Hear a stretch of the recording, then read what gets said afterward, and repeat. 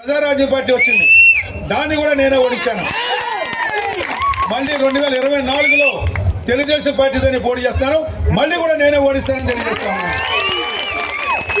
మరి 2019లో ఇక్కడ వైఎస్ఆర్ కాంగ్రెస్ పార్టీ నెగ్గింది. మా చంటిబాబు నెగ్గాడు 23 వేలతో. మా జ్యోతుల చంటిబాబు నెగ్గాడు, మా బావగారు నెగ్గాడు ఇక్కడ వైఎస్ఆర్ కాంగ్రెస్ పార్టీ తరఫున 23,000 ఓట్లతో. మరి దానికన్నా ఎక్కువగా నెగ్గిస్తారని నేను అనుకుంటా ఉన్నాను. ఆ రకంగా మీరు మరి ఆ రకంగా చేయాలని కూడా నేను కోరుకుంటా ఉన్నాను. ఎందువల్లంటే ఇక్కడ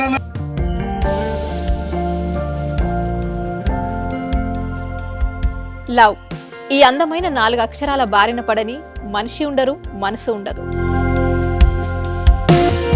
ఈ లవ్ కొంతమంది జీవితానికి సరిపడా మధురమైన అనుభూతులను అందిస్తే, మరికొంతమందికి జీవితాంతం వెంటాడే చేదు జ్ఞాపకాలను మిగిల్స్తుంది. లైలా మజ్ను, పార్వతీ దేవదాస్, ఈ 2 కథల్లో మజ్ను లైలా ప్రేమ కోసం ఎంత పరితపించాడో విన్నాం. దేవదాస్ పార్వతి ప్రేమ కోసం ఎంత పిచ్చోడయ్యాడో చూసాం. కానీ లైలా మజ్ను ప్రేమ కోసం ఎంత ఆరాటపడిందో మనం ఆలోచించలేదు.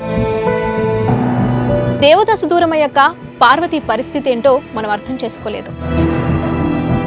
ప్రేమ నుండి పెళ్లి వరకు వెళ్ళలేకపోయినా ఎంతో మంది అమ్మాయిల బ్రేకప్ స్టోరీస్తో మీ లవ్ టుడే.